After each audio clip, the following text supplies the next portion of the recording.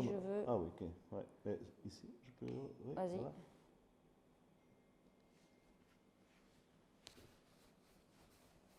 Donc ici, on peut changer avec la fréquence du couleur, du Doppler. Hein. D'accord, ok, tu changes la fréquence du Doppler. Maintenant, général. Tu le vois, hein? Oui, tu vois, tu le vois là? Ouais. Et tu le vois quand même. Tu vois, tu dois avoir... Voilà, ça, c'est ta fuite. Par contre,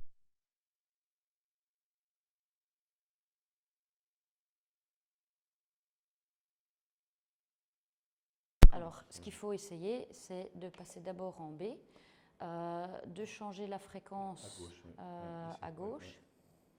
Descendre. en 7,5, d'accord? Donc, je suis 9 à 7,5, ok? Attends, où ça? Ici, image HP, Ouais. 9 à 7,5. je suis à 7,5. Tu as diminué la fréquence. Et maintenant, si je mets ma couleur, d'accord, je vais pouvoir... Ah non, je suis quand même bloqué à 66. Mais regarde un peu, recible bien. Et là, Peut-être que je ne suis pas bien mise non plus.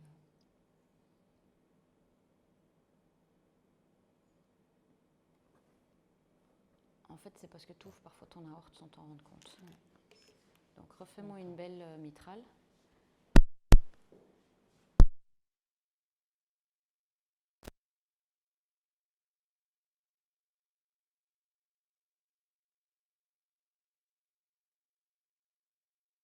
Je sais que je peux agrandir mon secteur et là, il faut que je... Juste appuyer sur 7 et puis voilà. Voilà, ok, super. Et on doit aussi se mettre en VV5.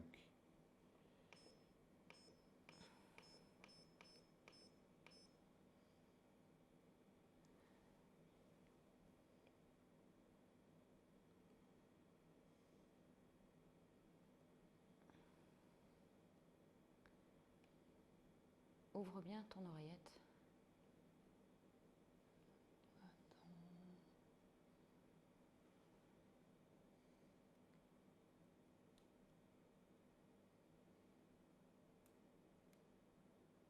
On la verra mieux de l'autre côté, ok? Ouais. Donc,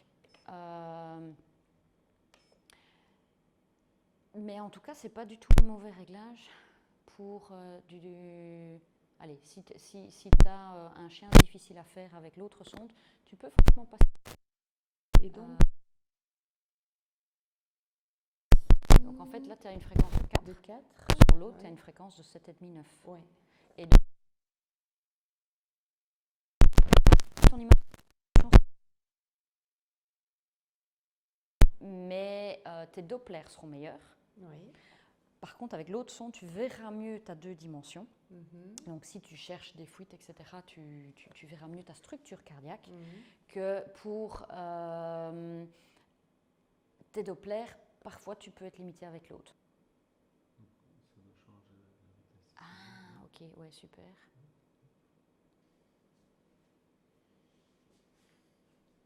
Là, tu l'auras mieux.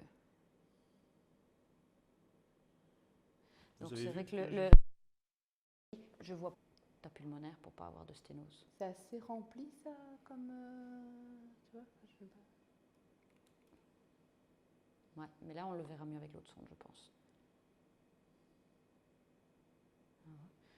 Sinon, tu sais déjà, on voit quand même l'oreillette, etc. Hein, tu vois quand même tes valves. Oui. Tu vois ta valve pulmonaire. Oui, j'ai donc, vu passer là. Voilà. Redescends pour faire un champignon.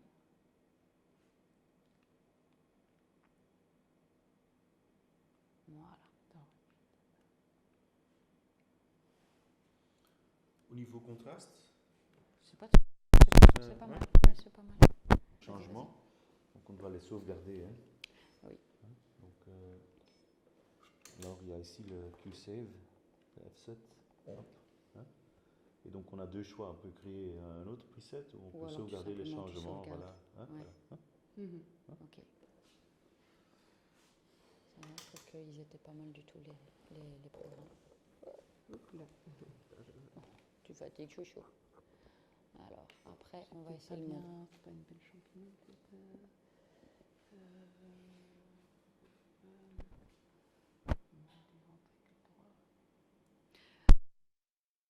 C'est un peu biaisé. En fait, Comme ça, ici, ouais, blanc. ouais. Ok, et là, je pivote et je redescends. Voilà. Voilà. C'est déjà beaucoup Ouais, mieux. ouais. D'accord? Donc, là, moi, ce que je veux, c'est que tu aies tes deux muscles papillaires, Oui. ton champignon, Oui. et il faut idéalement que tu bisectes ton champignon, enfin qu'il soit Oui. moitié-moitié. Voilà. Et donc, tu ne l'auras pas là, tu vas l'avoir ici. D'accord? De par la. Enfin, je pense pas que tu arriveras à le mettre pile au milieu. Chouchouque.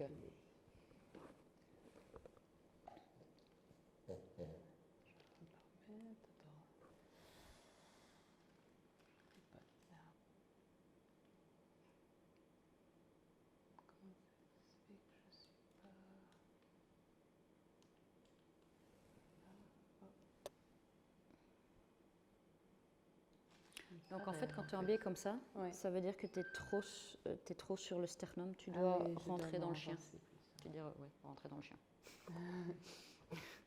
Les termes sont pas toujours. Voilà, tu vois, ça c'est beaucoup mieux. Ouais.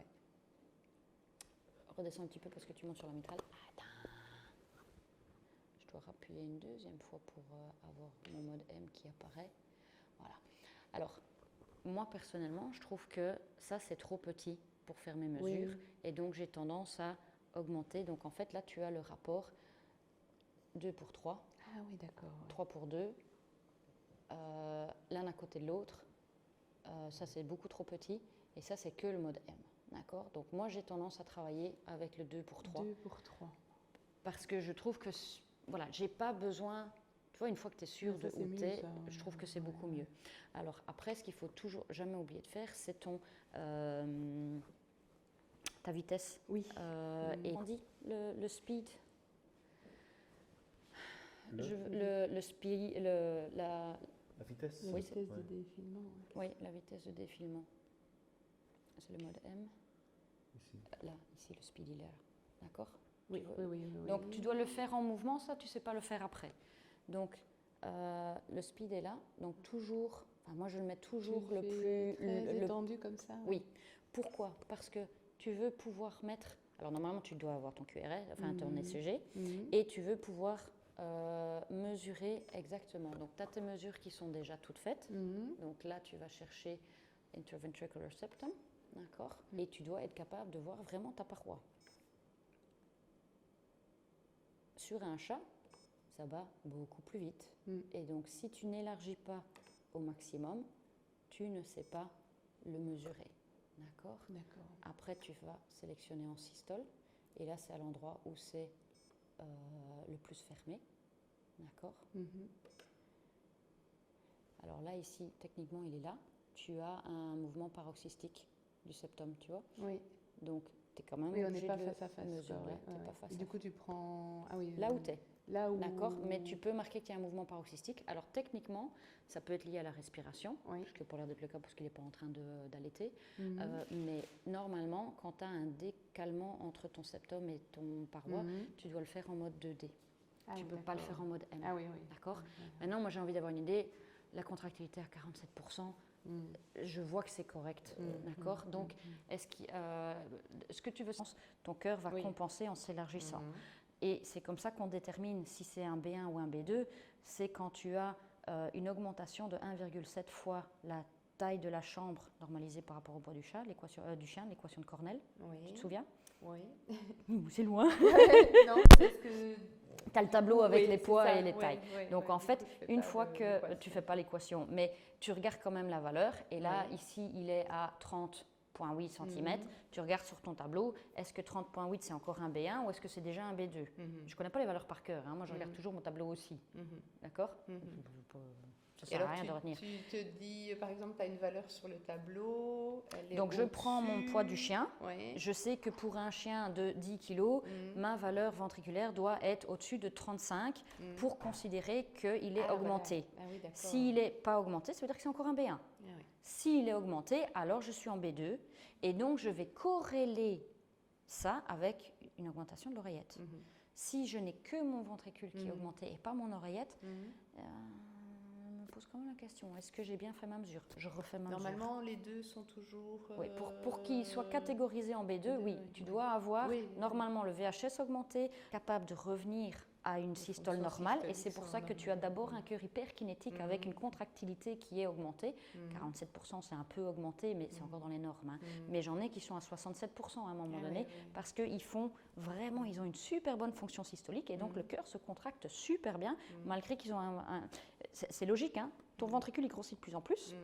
Mais tant que ton cœur est capable de revenir à sa taille normale de 16, forcément, si tu as un cœur qui passe de 25 à 16, ou qui passe de 30 à 16, ou qui passe de 35 à 16, tant qu'il revient à 16, ta fonction kinétique, ton FS, va être de plus en plus important. Puis ta FS va diminuer et ton diamètre en systole va augmenter. Et là, tu as une dysfonction systolique en plus de ta dysfonction diastolique. D'accord, mais là, tu es beaucoup plus tard. Valvulaire dégénératif, que par exemple, son ventricule est dilaté et que son oreillette, enfin légèrement dilaté, et que son oreillette ne l'est pas. Ça, c'est possible. Ça arrive souvent. Voilà. Oui. Donc là, il reste un B1. Ça reste un B1, je ne traite pas. Ça va. Bon, maintenant, après, ce qui peut arriver, c'est quand tu as une rupture de cordage, tu peux avoir un ventricule et une oreillette qui sont encore corrects, mais par contre, tu as eu un épisode aigu d'œdème pulmonaire. Et tu vois la rupture de cordage à l'écho. Alors qu'il y a eu une rupture de cordage, les mesures ventriculaires. Oui, parce que tu peux avoir une rupture de cordage sans avoir sur un chien qui est... Moi, je trouve que 30% des cas, c'est quand même pas si rare que ça. Et là, en fait, quand tu les vois, ils sont en œdème pulmonaire aigu. Tu as un souffle carabiné. Mais par contre, quand tu fais ton écho, tu dis... en fait, c'est pas si dilaté. Mais ta valve, par contre, elle sera épaissie, elle sera horrible, elle va flotter. Ah oui, on le voit vraiment.